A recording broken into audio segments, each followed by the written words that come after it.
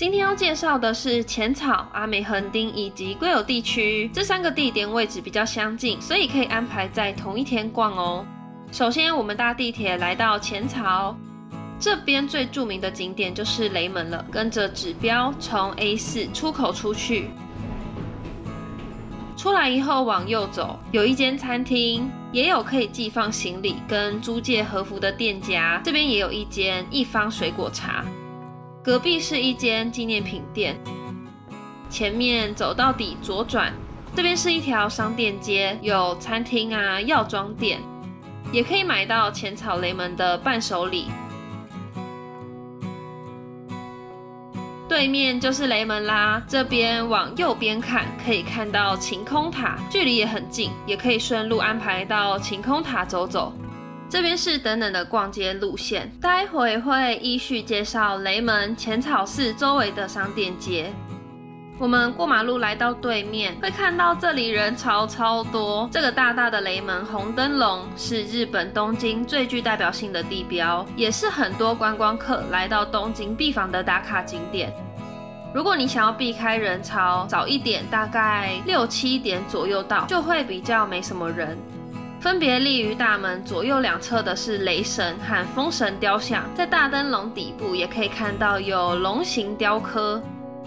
穿过雷门就来到重建市商店街，这是日本最古老的商店街之一。虽然只有短短的250公尺，但也是有满满的人潮。右边这间是主打有365天生日的护手霜跟乳液，隔壁这间在卖和服，还有纪念品，像是一些吊饰啊、摆设等等。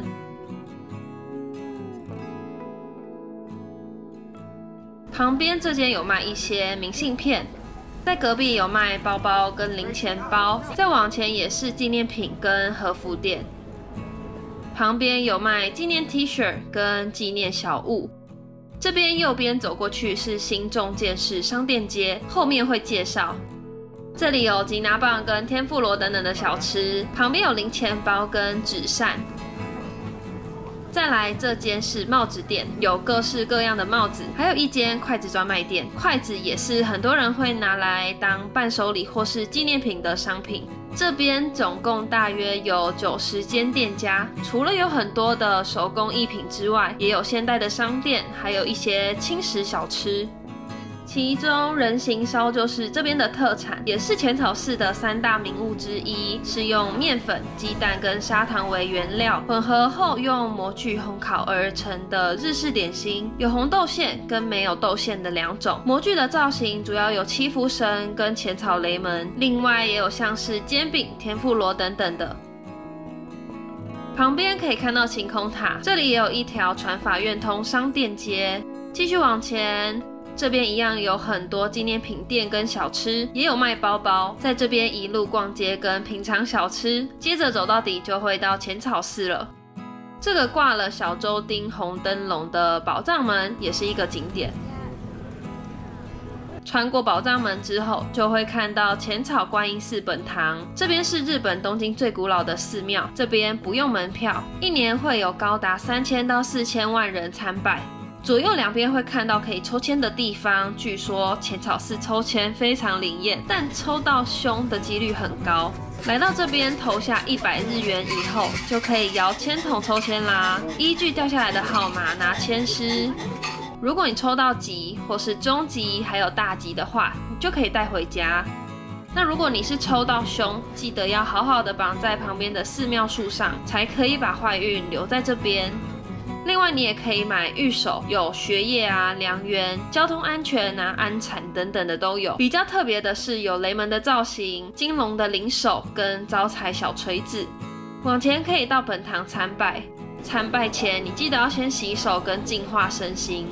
在宝藏门的背后，左右两边挂了2只大草鞋，每10年就会奉上1双新的，据说可以辟邪，也有摸一下可以让腿脚更利落的说法。旁边的5重塔有15到20层楼高，最上面有存放着释迦牟尼遗骨。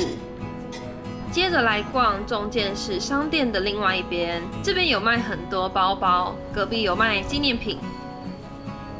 还有一些用来摆饰跟装饰的面具跟公仔，这边有一些代表当地的特色娃娃吊饰。在别的地方是买不到的。这间也有卖纪念上衣跟鞋子。旁边的小山商店也是卖了很多小道具，这间店也卖了各种图案的筷子跟纸扇，很适合买回家做纪念或是送礼。隔壁这间卖的是豆类跟坚果的商品，这间店卖的是宠物的服装，有很日式跟代表浅草的图案，旁边还有抽奖机。银花堂卖的是草莓大福，有各种口味。这间卖了伴手礼礼盒，有日式和果子跟地瓜羊羹。这间福纳瓦有卖铜锣烧跟冰淇淋等等的甜点，旁边也有可以买回家的伴手礼礼盒。这里有很多可爱的招财猫，有不同的造型跟颜色。往前有抹茶专门店，隔壁也都是纪念品商店。另外，你也可以去租借和服，穿着在这边逛街，跟浅草寺合影留念。这里走回雷门，外侧也都是有商店的。接着我们来到传法院通，就位在重建市商店街的其中一个路口旁边。这边也是有一些商店跟小吃，有一些纪念品、日用品、甜点跟伴手礼等等。有时间也可以走过来这边逛逛。再来介绍这边还有一条商店街，这是浅草地区最大的新重建式商店街，全长有380公尺，包含了5个区域，总共有大约120间商店，有餐饮店啊、服饰店、浅草名物跟伴手礼等等。整条商店街都有拱廊，不用担心下雨或是日晒。每个礼拜五还会有这里的吉祥物浅草星尼亚卡登场，会跟现场的购物民众互动。这里也有商店街的特有活动，像是2月会有感恩摸彩会，可以抽购物券或是原创商品。7月的话会有鬼灯街，有穿着半残的冤头和店主们进行祈求生意兴隆的鼓掌仪式、守地等活动。前面横向的这条就是刚刚的重建式商店街，继续往前走，这边是新重建式商店街的最后一小段，一样也有很多的像是伴手礼啊跟纪念品，还有美食餐厅、小吃，也有可以租借和服的店家。这边逛街的人潮也很多，非常热闹。逛完浅草寺也不妨到这边走走哦。这里右手边可以看到有银座线的地铁入口，也很方便前往像是涩谷啊、银座或是阿美横丁。走到底的对面有一间松屋百货，逛完我们就搭银座线前往阿美横丁咯。这边从浅草搭到上野站，走6号出口出来，往前走旁边有一些餐厅跟商店，还有一间卖了很多动漫商品跟扭蛋机的店。前面还有一间 Uniqlo， 左边的是书局药局，可以采买一些药妆，然后有一间拉面店，还有咖喱蛋包饭、意大利面等等。角落则是一间杂货店。前面左转过去就会来到阿美横丁。这边逛街的主要范围是一个三角形，接下来会依照这个路线来逛。入口的左边有一间蛋包饭，往前有一间 Sundrug 药妆店，也有卖干货、五谷杂粮的杂货店。旁边这间有卖鳗鱼饭等等的各种海鲜定食。隔壁有一间卖杂货跟纪念品的商店，另一边卖了很多包包。左边上面有一间有很引人注目大招牌的鱼冰，是一间居酒屋。往前右边有一间松本清，旁边是一间有夹娃娃机跟电玩的店，两侧有卖衣服、杂货跟蔬菜水果的商店。接着又是一间药妆店 Sundra。 前面的岔路口我们先往左边走，左边有卖一些蔬菜水果，然后隔壁是一间鞋店。前面这里一边是餐厅，另一边则是在卖生鲜食品还有水产。这边逛起来会像是在逛传统的菜市场。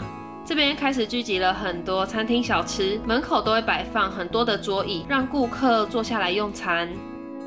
除了日式小吃之外啊，也可以看到有写着中文字的中华料理。阿美横丁的餐厅跟商店贩售的商品大都很平价，这里有很多像是松坂清啊、Sundrug 还有大国药妆等等，算是在东京比较好采买药妆的地方。另一个在这里可以看到最多的就是杂货店了，有各种干货等等的，有很多当地人也都是在这边买东西。右边这间就是大国药妆，这里有卖食品杂货，还有一些鞋子、衣服等等。前面右边聚集了很多人的店，卖的是大章鱼烧。这里右转进来有一间二木的果子，卖了超多日本的糖果饼干，有很多是观光客最爱的伴手礼，价格也都有比较便宜。这里分成两边，店面很大，很适合在这里挑伴手礼带回家。出来继续往前走，这边有一间唐吉诃德，旁边有一间鞋店。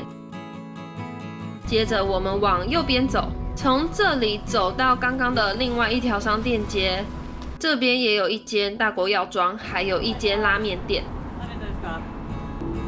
这边右转进来，旁边有很多间餐厅，有烧肉店啊，或是居酒屋，还有服饰店跟鞋店。这一条是上野中通商店街，隔壁条的阿美横丁逛起来就不太一样，街道也比较宽敞，店家之间也比较没有那么密集。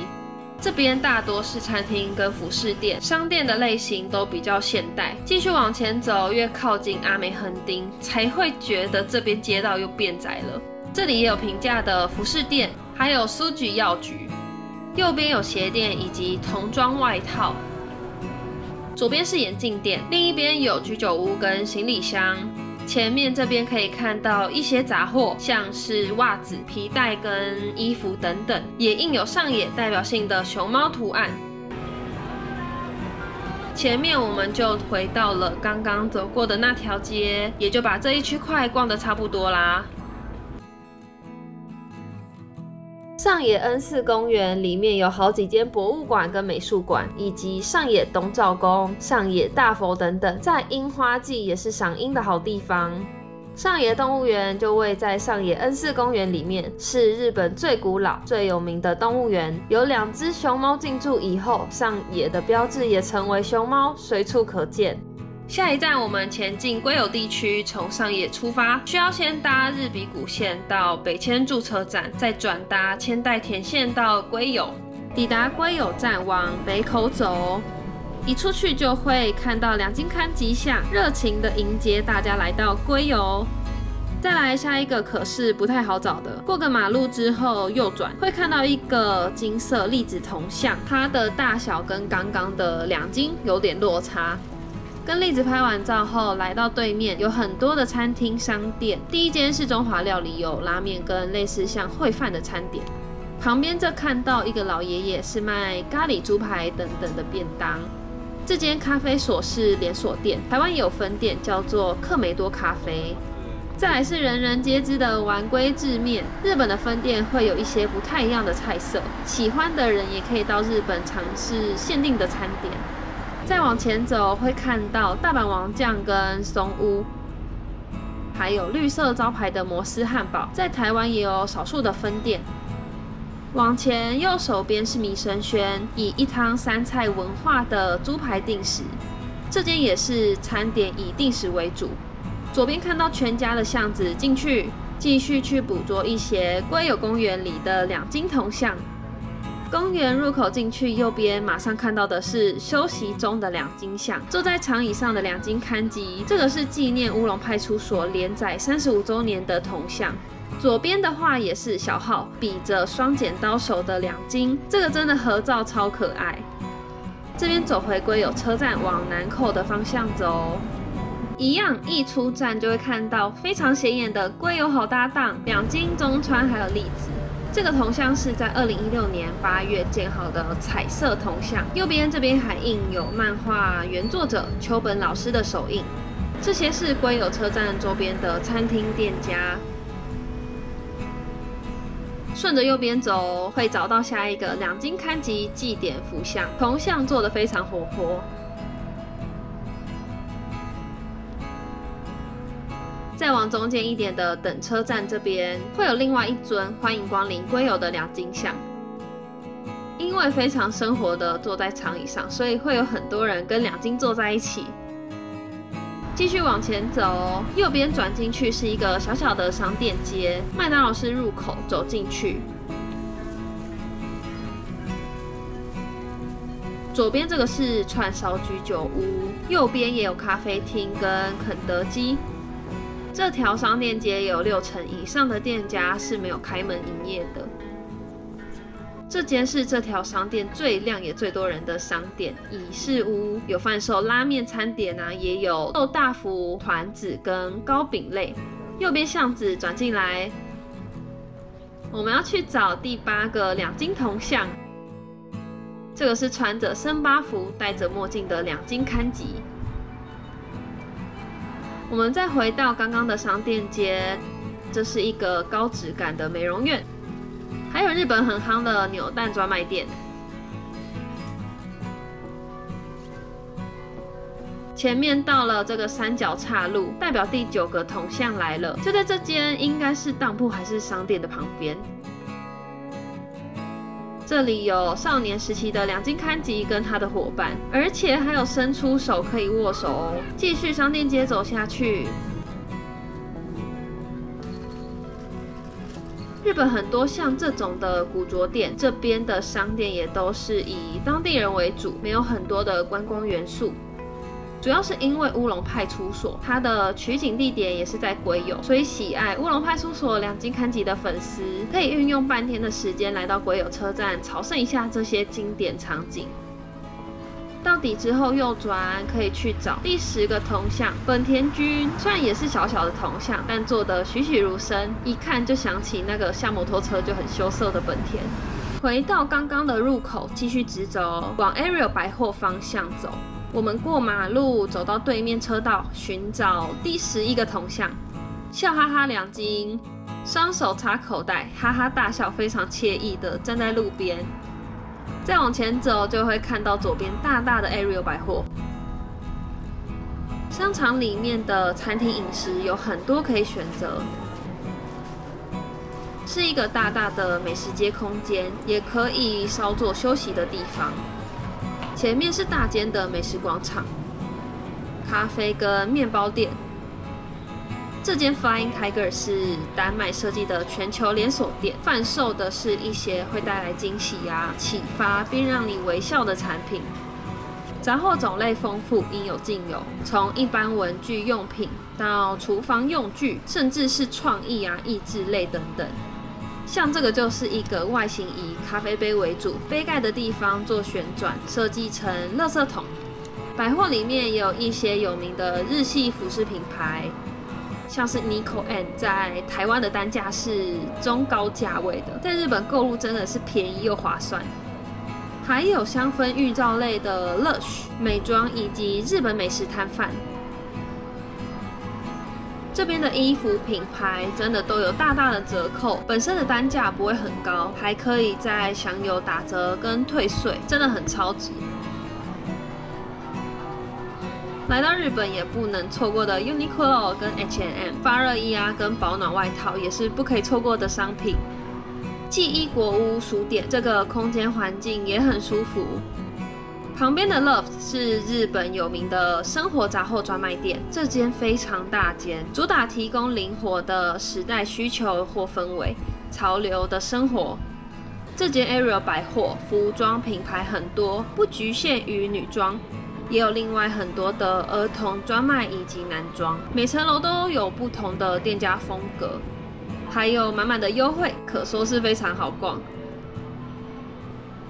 旁边这个有点像唱货中心，年龄层就稍微高一点。来到日本也别忘记逛一波无印良品，学生最爱的笔啊、笔记本、居家用品，比价下来也可以省下不少钱。上到3楼有更多的儿童服装，旁边有卖毛毯，还有 ABC Mart。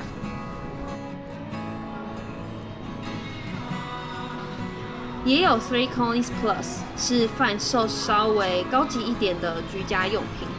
最后不可以错过的就是乌龙派出所主题乐园，是电动游乐场，能看到太多跟乌龙派出所有关的场景。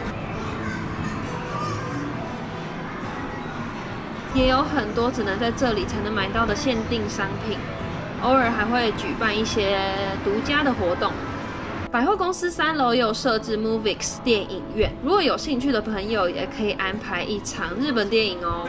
希望你会喜欢今天的浅草、雷门、阿美横丁以及2金的家乡龟友，安排一天日本必去的雷门逛逛，也不妨再到龟友看看电视上的2金刊集哦。最后记得订阅、按赞、分享、留言、开启小铃铛，我们下次见。